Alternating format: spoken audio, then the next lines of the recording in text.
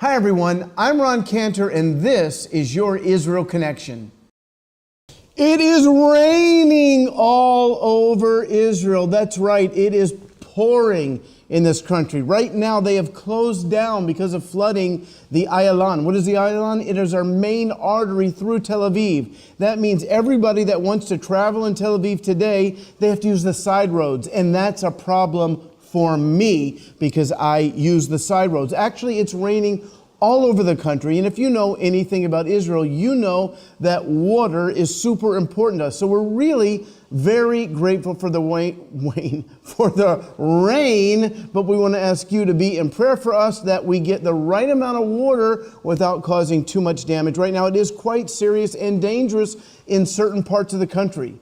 Now, it's interesting, if you go to the English news websites right now, Times of Israel, Jerusalem Post, there's nothing about the rain. But if you go to the Hebrew news sites, the Hebrew websites, the main story in every single one of them is about the rain, because most of the English readers are from other countries, but the Hebrew readers here are wet. So again, please keep us in prayer. We want rain, just not too much.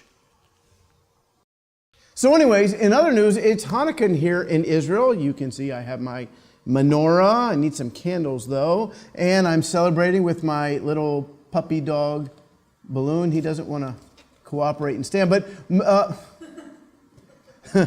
Hanukkah is just stay right there. Hanukkah is an awesome holiday. We celebrate all over the country. We eat all kinds of fried food because of the miracle of the oil in the temple. There was enough oil to last for 8 days. It really is a fun holiday. Every night we have holiday parties. We go to holiday parties. Tonight we're going to have a family get together, and it's just a great time. 8 days celebrating the victory of the Maccabees, the Israelites, over the Greek-Syrian king. If you want to learn more about that, just go to my website. We've got a video up where I take about 8 minutes and I tell the whole story of Hanukkah. So from all of us here in Israel to you, happy Hanukkah.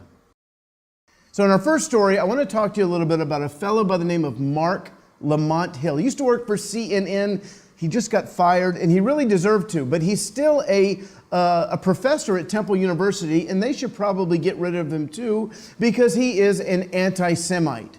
Before the UN, he argued the other day that there needs to be a free Palestine from the river to the sea. Now, that might not mean a whole lot to you, but that phrase, the river to the sea, basically means from the Jordan River all the way to the Mediterranean Sea, which means no more Israel.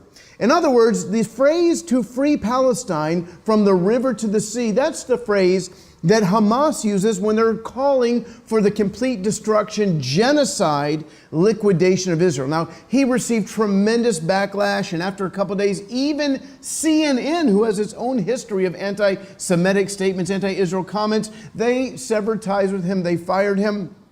And Dr. Michael Brown, one of my dearest friends, he wrote a great article on the stream about that. And he says regarding Hill, that he has a history of blatantly anti-Israel and anti-Semitic comments. He knew exactly what he was doing. Listen, he's a professor at Temple University. He's very smart, smarter than me, and I know what that phrase means. And this is what he does for a living. I think he pretty much knew what it meant.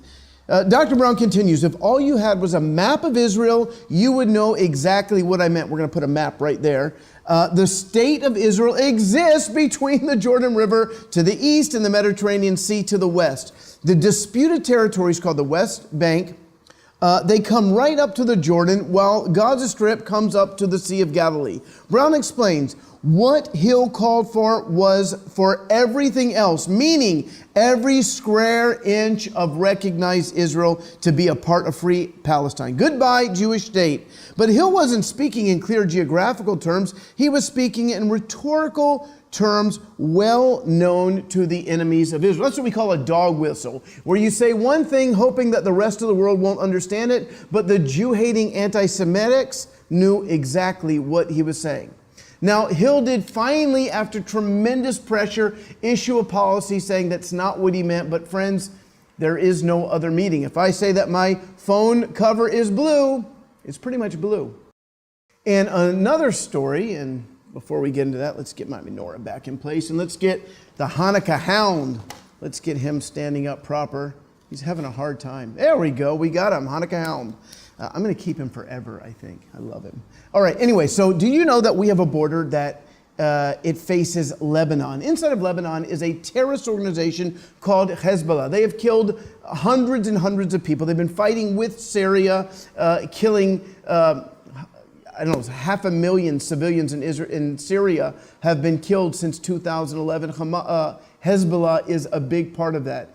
And then we have them right on our border with us, and they're gaining more and more power in Lebanon. Now, in the IDF, the Israeli Defense Forces, they have been convinced that they have been digging tunnels underneath Israel. And finally this week, we unleashed Operation Northern Shield. And the goal of Northern Shield is to uncover these terrorist tunnels. Now, they would say, of course there's no tunnels, except there's one problem. Within the first few hours of Operation Northern Shield, we found a tunnel. And this tunnel started 30 or 40 meters inside of Lebanon, and it goes over 100 meters inside of Israel. Do you understand that? That means that terrorist fighters can literally bypass the border gate and just go underneath and begin to attack Israel. This is a massive violation of the UN Resolution 1701 that ended the Second Lebanon War. Now the question is going to be, what will the UN do? Now Lebanon's denying, they're saying that we're faking this, but we've got pictures and proof and all kinds of other stuff. But whatever. What is the UN going to do? Are they going to, because every week, just this past week, there were several UN resolutions against Israel, and yet what will they say about terrorists on our borders digging underneath us with the goal of attacking our innocent women and children and causing another war? Now, what will they do? Will they condemn it? Don't hold your breath. And it's time for a commercial. If I was better prepared, I could show you a copy of Identity Theft and a copy of The Jerusalem Secret and a copy of my testimony book, Leave Me Alone, I'm Jewish. Here's some good news. For these holidays only, if you buy Identity Theft and you buy Jerusalem Secret, we're going to send you Leave Me Alone, I'm Jewish, free of charge. Just go to roncantor.com and you can take advantage of that offer. Get a book free. So this week in Israel, on Tuesday, we saw massive protests all day long that culminated in a massive march with tens of thousands of people right down the road from my house in Tel Aviv in what's called Kikar Rabin Square. And the reason they were protests, because in the past 2 weeks, 2 young girls have been killed. One was an Arab girl from the north. She was killed by somebody in her village. And then a young girl from Eritrea was killed by her mother's former boyfriend. She even called out to the police that night saying that the man was in her house and that her life was in danger. Sadly, she's dead. And it's not just Arabs or migrant workers. It's even in Israel proper itself. Now, so far, now we hear a police siren too. That's my exclamation point. It's a big deal. There's been, I think, over 20 domestic murders in Israel this year, and it's out of control and it's wrong. About a year ago, the Knesset passed a bill that would give 250 million shekels for education, for counseling, to combat domestic violence. Do you know how much of that has been spent? Zero. So this week, it's probably the most successful. I've been here. Israelis, they march all the time. We protest a lot. We strike a lot. This is the most successful strike I've ever seen, where people from the right and the left were with them.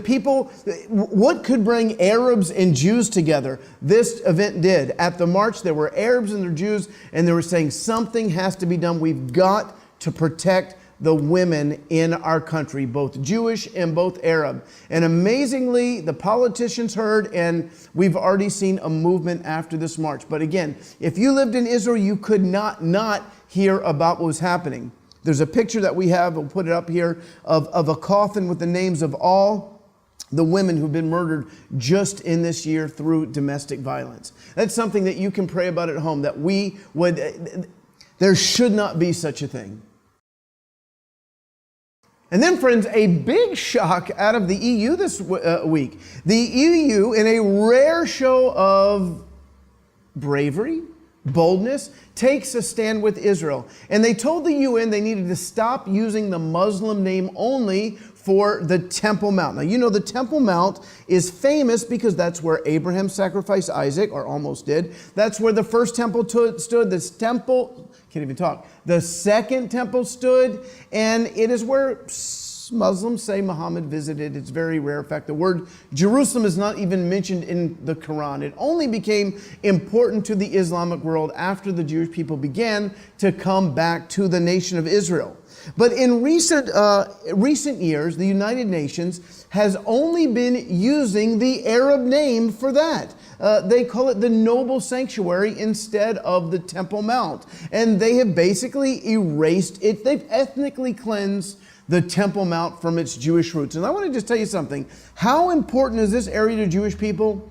One of the most important phrases in all of Israel is Har Habayit Biyadenu. That was what Moshe Gur, the paratrooper who entered the Old City in 1967, when he came upon the Temple Mount with his troops and they took it over, he said, the Temple Mount is in our hands. Tears crying from their face. That's how important this area is to the Jewish people. And amazingly, the EU said, quote, the EU stresses the need for language on the holy sites of Jerusalem to reflect the importance of historical significance of the holy sites for three monolithic religions and to respect religious and cultural sensitivities. The future choice of language may affect the EU's collective support for resolutions. You know what, EU? I got it pretty good. I'm pretty amazed. That's shocking. So anyways, back to Hanukkah. I couldn't get away from it. Look what we get to eat. This is what I eat. Basically, I eat one tray of these for breakfast, and then 2 trays for lunch, and 3 for dinner. They're called sufganiyot. They look like jelly donuts, but there's more dough, more calories, and they're awesome. Hey friends, come to an end of another episode of Your Israel Connection. Do me a favor and like this episode, share this episode, help us to reach more people with news out of Israel. And if you would like to get my free book, The Coming End Time Awakening, just go to roncan.net/awake. That's roncan.net/, well, it's written on the screen. You can go there. We love you. We bless you from the Holy Land. Shabbat Shalom.